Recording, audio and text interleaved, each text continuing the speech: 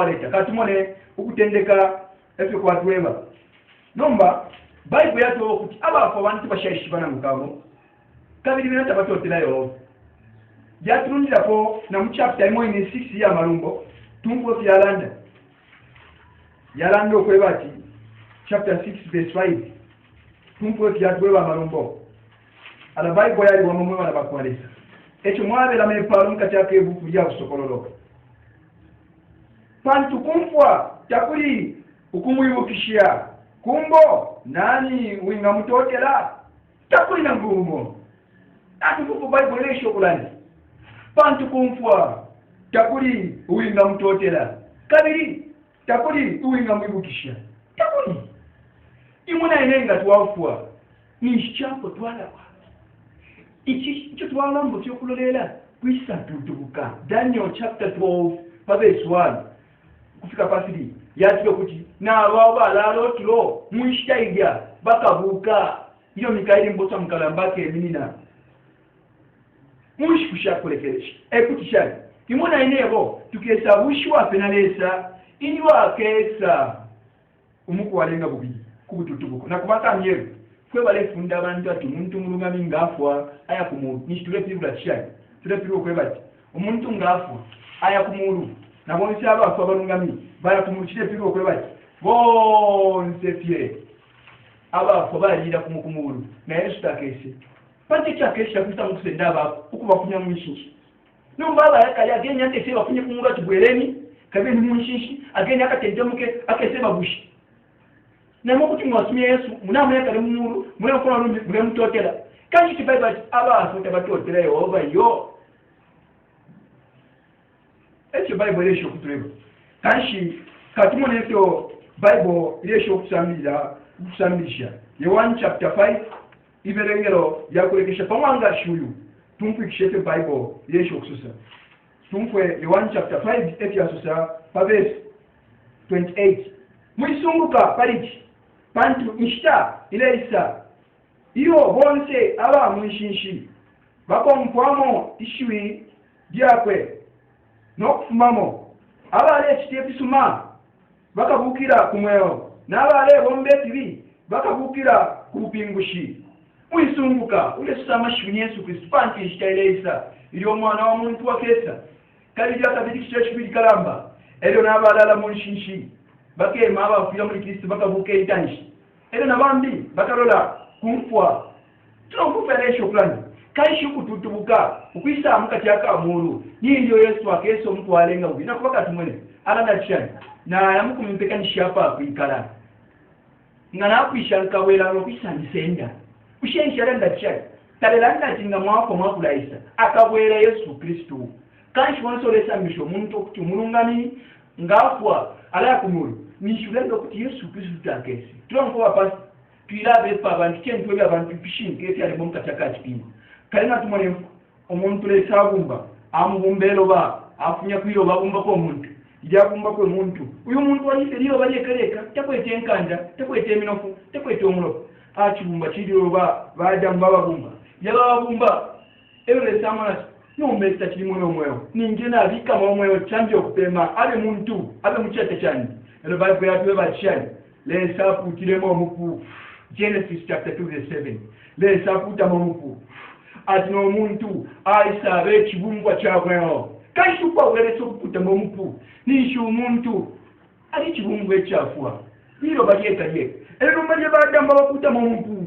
eno mabamba konomba mubiri wambo kuchinja kwa moneke nkani mukati mwawefupa umulopa wambo kwenda ero bamwe bambo kapaka panamesi yambo kumona bafuma kuyo banomba bamuntu nse tisho turesho kusabya ichikusho ushereza kana kutama mupumu ibele titaraputa mu hata mwali shida chokwali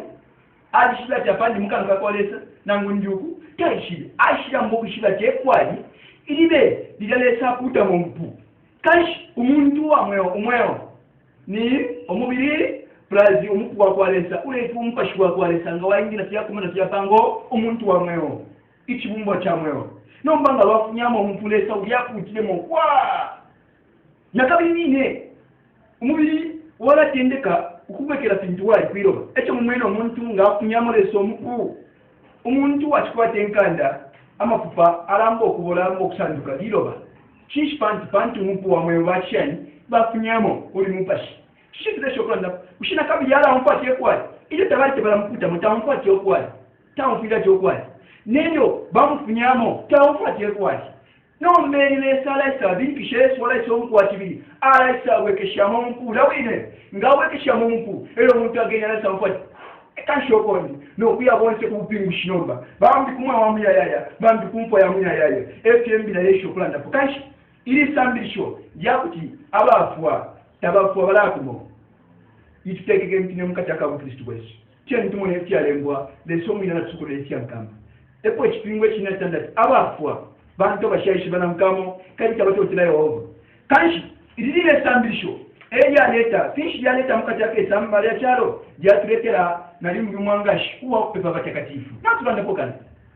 kashi ngamaishi bacyokwe bati uwafwa alafu alolela tupingushi tamaka mbe kupepa batakatifu tamaka mbe kupepa mushira bafwa ya leta isambisho lenga namba 2 ile cyokwe bati ukupepa bafwa kashi mwana inevo tatulinge kwa pepa mushire ya umuntu na mpanti lukana na chapter 9 verse 5 yato bati ukufika pa 6 uwafwa umtu ashashi bana mkamo kashi ya disqualified. Number 3, pishi ya leta. Is sambisho ya leta okupepa Maria, okupepa Mary, mwana kashi. Ukweba ati, uyu Mary tafwa ya mkati akamu. Number katumoni, ngeri sambisho ya kupepa Maria ya kuma kwi. Na tuyukishe kunuma, tuwele kunuma. Tumfwe, Babylon, mwana kashi Semiramis, wakweto mwana Nimrod, tulemsanga mu chapter 10, ya usoko ya kutendeka. Eya kwetenyina uyu mwana abe mbukolwe mbeshu na nyina ele basyalo mwana obaleta times nomba tala syali ku mwana uyu ni mule bakube mbuke mbeshu bali mwipe afwa dijafwa ele mwana ashala syali kwa nomba ija kwireta ni mule pantu ngamabele nga chapter 10 but yumuruishwa maka pauna ndo kuchumuruishwa maka ale batika protect kufina mana kiswango eti areisa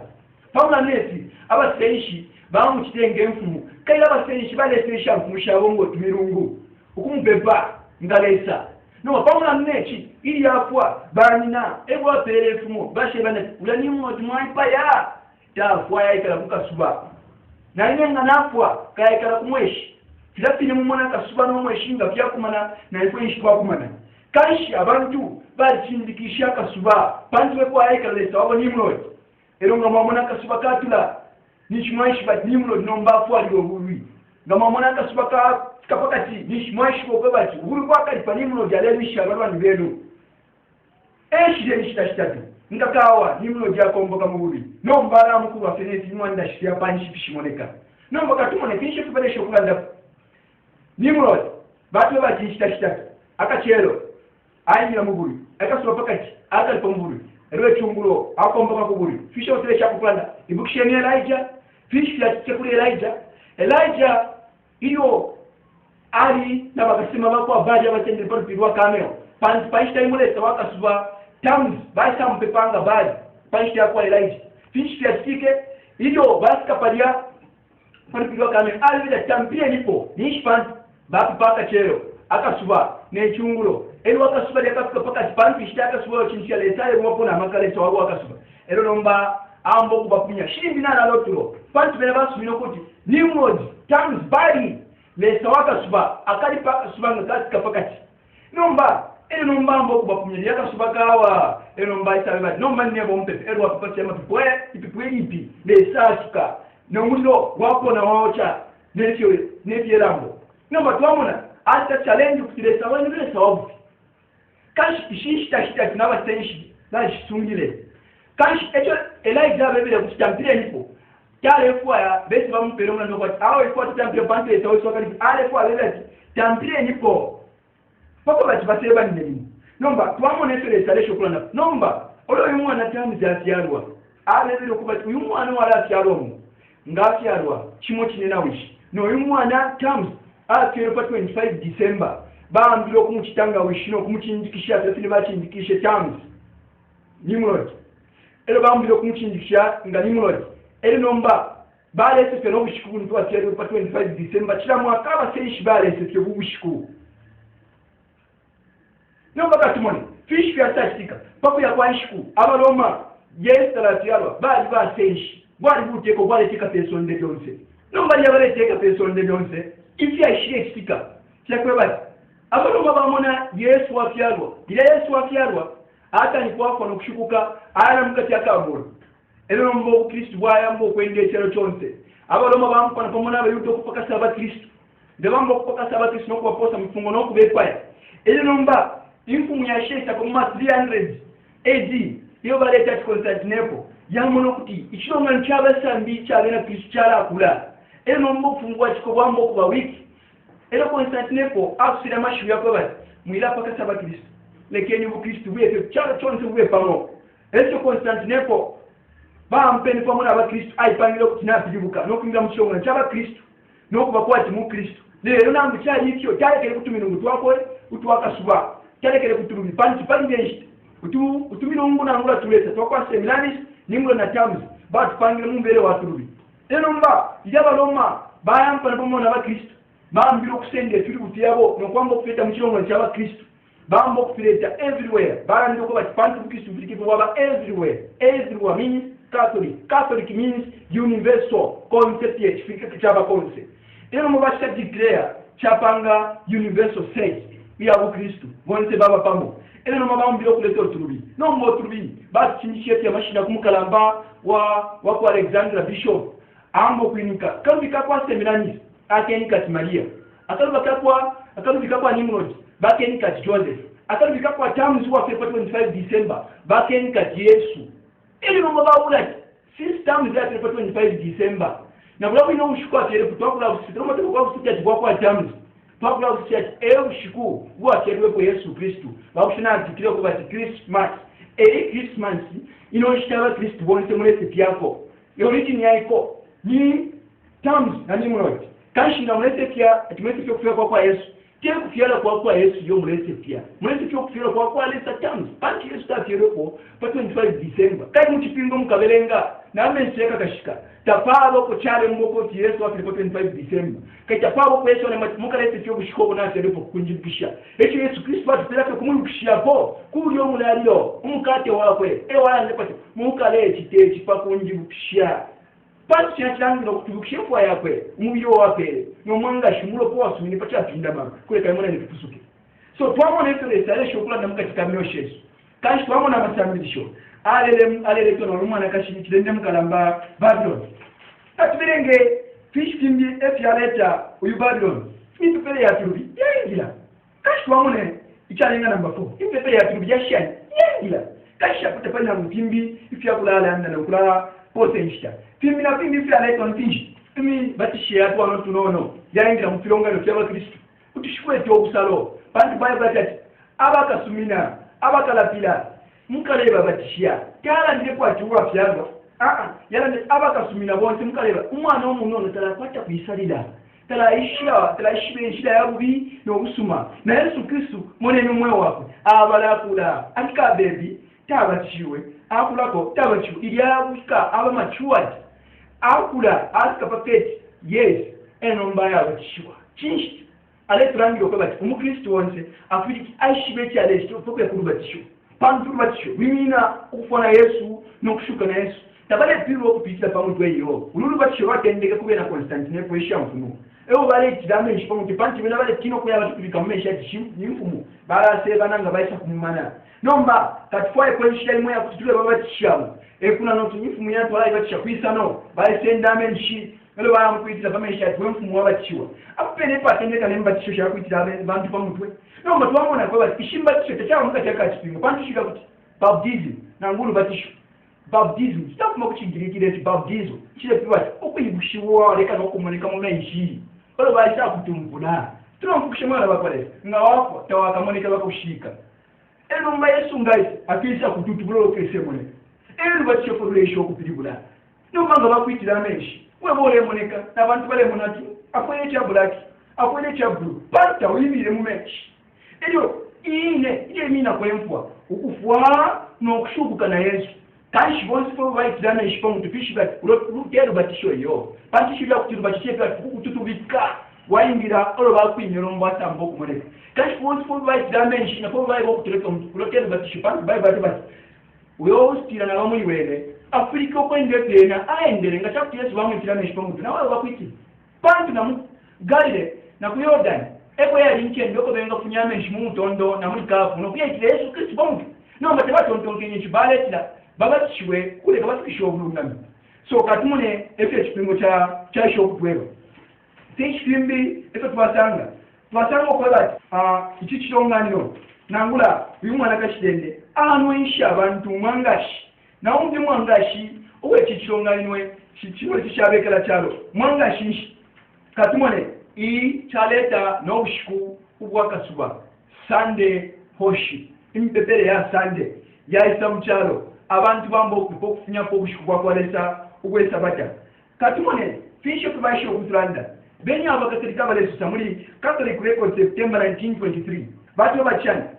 Sunday is our mark of authority. The church is above the Bible, and this transference of the Sabbath from the seventh day to the first day of the week is the proof of that fact. At Sunday, chishiro cha mwaka Yesu ichilongana chesu cha Katolika chazika pachipingo peshuja kwa lesa no kuchinja kwa ushuku wetu chiningi cha kutwali kwa tama kucha pachipingo no manga tuwatia pachipingo chinchi sangwamo lishuja kwa lesa ele shuja kwa lesa tuitashani icheo cha kwa lesa sangwa mkati ya kachipingo mkati ya kachipingo nomba ichinchi pingo nga chaku chibachita vale privilege icheo chile privilege kutendeka kwa icheo Yohana chapter 1 verse 1 kutendeka kwa icheo kaicheo pali pamana nesi kaicheo ele sawinwe cheo nani vale wapo ni Yesu Kristu kanshibena vale chitapati Yesu Kristu kaiye kunyewa cheo echi eo chile hini nako so kanshi ichilongana cha chitapati pachipingo nomba katumone fisho kubalesha okulanda twasanga okwebati uyu mwana kashitende mukalamba uwaikalapa menshi ayeni uwe shampu mushape sonde shachitile nankwe ubulalelale fishi kimbile kyaleta natumkwe okupakasa kwa abasha mube 6 atinasungwike na mwene oyu mwana kashi na kolo mwangashi na kolo mulopa wabamushiro nenteshia kwa Yehova akoloshani katumfushinikishi chichitongano cha Katolika nga chakwebati chalipayeku abakristo chilandire chine notine chilandire chine tumpo besi afyalanda that the Church of Rome has shed more innocent blood than any other institution ever existed among mankind will be questioned by no Protestant who has complete knowledge of history. But we have history kwebati ichitongano cha Katolika ati chasumye miropa shabantu abakristo abengi abakaele ichakuti chilongane chonse cha mchana cha Protestant ba Methodist ba Anglican ba nani abakwata cyo bishiro bino pamulumbe okuwakale wacharo tabenga tarika no kutalika yo tronkuki kashika tumone munkalamba wa samashi W.E.H. Rick history of the spirit of rise and the influence of the spirit of nationalism in Europe volume 2 page 32 ete batweba kanshi ififia bofya itumina na ma history books mwekusanga Katumto Britannica of 1990 volume 23 page 951 of Yalanda. More than 1,000 million atheists are killed by the Roman Catholic Church. Ati abantu kuchilapai 100 million aba ipaibone chongo chaba Katolika ababa lekanye mtekele yako papa ema heretics ngabati heretics sirwa umuntu lekanye cyo papa elanda batira sondo waka batira abakwa tubale kitwa barombera ko baka aba eo baile pai batira wa muntu ngako akumuntu wala tumurombere ko bena baka na tumutu wala takwaba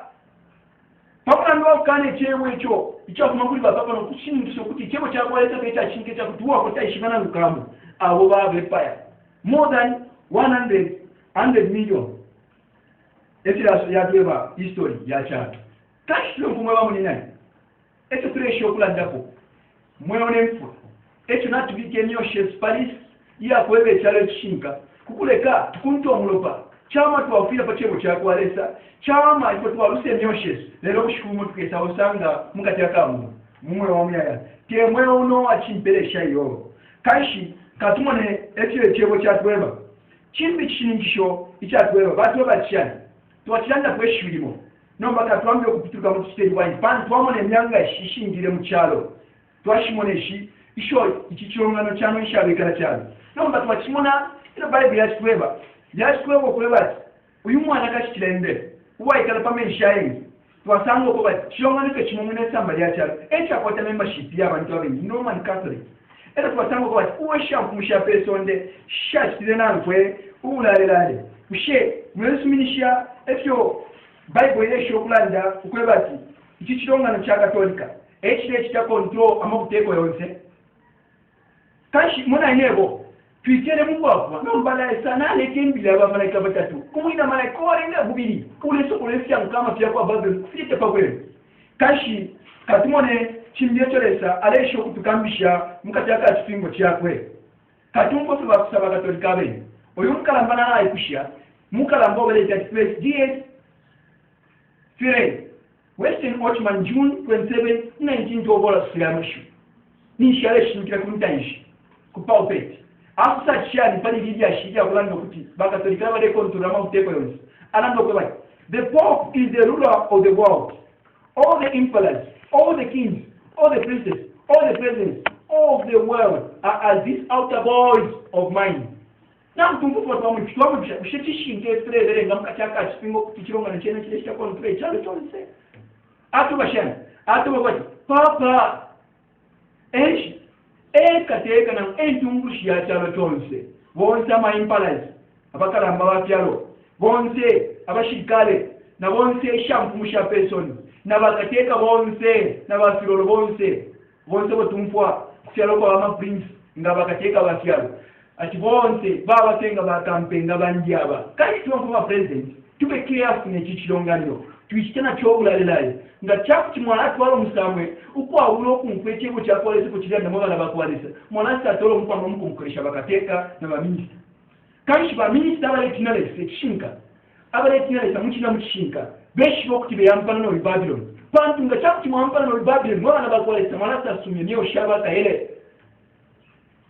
tulesa piuna kuma mtego Yesu kwa lesa alefuaya muteke kulingana n'ekyo somunye alefuaya kekyo uyu mwana kashitenda letanchika pantu mtanchiko bwakwe tumuli munkonga yakwalesa kashi batuwa kwa bonsi aba kateka bapenga bakampenga banjaba lepo shya kampenga bomba shya fuba kulya mchonga cha Katolika ngabatira kampenga uli pali kukampenga lo tumikira basada kula kutumasa wabaletera ka tule uleta mali pot nefyo le bomba waleta bakuletera kutu babaletera tu wabaletera tu bafada so that mulimo omunyisa yende bwino ngeminisa yemina kweshi eminisa ile mina kofi baleteke cyaro baletera kashi mo bonse ba president bonse twale shibuko balitenga kampenga ule yakulisha papo kuteke cyaro Kyo bale pepesho minisa, kyo bale teke chalo ba president. Lero le teke chalo ni papa. No mabena bale tenga kampenga, bale mwinya kumari representatives ba kwe. Echo tuwe mwana every president wa pasa must fight to Rome. Why? Katila tuberenge mwana bakwale. Chibi chishiningisho, chile kumamuni ekeresha Katolika mpaka anaomba page 16. Ukutulangilio kushiningisho kwa umwana kashitende mkalamba Babylon. Why kalapa meshaeni? Chirongwa cha Katolika ndanda shanga abene bakatolika balanda ko page 16 ko bati ifite mufimo itya muchipangano chipya firesho ko firesho aba Kristo muishita shama chusho isitabo cha usokolo kiresho kulanga ityo mwana kashirende mukalamba itsoka chikote nangula ikiswango firisha abantu bakwalesa ifyonse fyalo la kubuteko wakulo Tumbuke Bible eyo bakatolika bene bane atikionzi byala kubuteko kwanshi wokrom ene nomba tirashani batira kubuteko bwa kuloma wena no bwa shetani tabwaka funishwe kolelo kukatinfu afe nalesa ena Kristo nentumishisha kwe kachi kubuteko bwa chidomo system yapo tabuchinja lero kesa kufunyapo nilesa ero Kristo nentumishisha kwe tumbo kyo Bible yatwe batu abashya mu verse 5 twabekira mu verse 5 tumbo mu point imwe yatwe ati na pankuni yakwe pale mbero kuti Babele kidende mukalamba nino waba nakashiba kidende bonse nino waba nakashiba kidende bonse kashimwa nakashiba tsambiro kwa bati chirongani no mbaba nakashifirongani no matfichi batidende ekuti firongani mwisi yabufi chikota ma doctrines yabu chonse chirongani chikoti ko doctrine yabufi ina wachiko nyuyu Katolika nomba katsingishe tumpu balanda kushiba katolika balekana kuti bena baleshiningisho ko bati bena ebanya batulunga no kyonse katumpishi tumwelenge with dominance leader September 5 2000 the independent let Russia other churches are not sisters of ours the Vatican insists ati filonga no fimbi tenka chishesu yo Vatican bako komeshia tuko mwana na bakwati kuvelenge bakatolika nomba katuwe kushiba Joseph Rezinga ba ko Benedict ziba tababa bo Benedict oku mwana ndo kwebati imwe chilonga no chesu chenu cha katolika tenkashi te sister wa filongano kimbi ndaishibulina cheshani filongano kimbi katuwe kushechishi mwakanya. It must always be clear that the one Holy Catholic and Apostolic Universal Church is not the sister but the mother of all the churches. Kanunizinga 9 mweshi walenga 9 panaini mweshi walenga 4 mu 2000 efyasusa kashwa mpo fyasusa asoko bati chifirike cyashibu kubona konkomeshi boko bati ifilongano bimbi tenka shes lero chilongano chimwe cha mshiro cha chalo tonse cha mshiro Catholic tenka shi lero nini wa filongano fyonse pomfwa eni na wafilonga no kyonse ya kwata musambishwa ya rufi ngachinshi balani that nibanina katumpo tukatubepushe partners. Sunday is our mark of authority. The church is about the people. Kashmongo Sunday chishilo cha maka yabo once for sunga Sunday to alikuwa chishilo cha Katolika kaidi ni mayo ngachakuti temayo kekisunga obushubwabo n'omukozi balisumwaga kuri Sunday nimayo nini nemwe teti mungani kwanza namukwate ekishindo ky'amaka yakwe etubalanda. Sunday is our mark of authority. Ekishindo ky'amaka yabo etumbutubalanda mu Catholic record September 1 1923 nawekesha kona tabidi chimwa tumpana kabisa namba katumpwe eto baisho kulani kanshi pala balanga ni babele chende mukala ni nawaba nakashiba tende bonse chionga chonse chikote ko doctrinisha kwa mchipingo Sunday yabo mchipingo tamwaka isanga hiyo Sunday is date wa Katolika ene mwaka wa 321 AD eli isa mu existence mchana nomba twankwe tingi ama evidences asukwe no mwana kashitende nomba batubelenge mu chapter 17 ile tuwebo kwa bati ezo ansendene ndi mumpashi antwele kumadololo oko andangiro mwana kashi ekere pamenshi na sangiro mwana kashi na ikala pati swango ichakashika che na samane pia god na maboya mu mutembe kashi bamula na kabidi pala pa festa chikala pamwana pamenshi nombo mu kobe 3 bamula ngo kuti mwana kashi ekere pati swango elo chichi swango aticha kashika che ichali nemitwe 7 nensengo 10 enombatira uyu mwana kashi aseme amaboya mu mutembo n'abamagariki eno nakete n'olukombo ulwatwa ulumwaiswe kya museru mukatya lukombo nomboka tumone ichilongano chikile patiswango ichilongano chaikala patiswango mwana kashi kilongano ekele patiswango ngesongo shemina kweshi Daniel chapter 7 verse 17 yatira ifinamete wa mwana fine mafu muyane ayakele makone somebody yachele 23 to 24 bamwe bachya Daniel bamwe bokwe bati ikisongwe chalenga bune ufu walenga number 4 uke makone somebody yachalo kashinga mumfati tswango nangu china mamukataka usisemo nishibale tula ufumu ubuteko kuti bwaba political or religious nakufundisha tefi kuti bwaba political or religious no makati bole ubuteko batu bachani number 1 batu bati ubufumu bukwete imitwe 7 elo bwakwata nensego 10 kashi ingenzengo shebiwe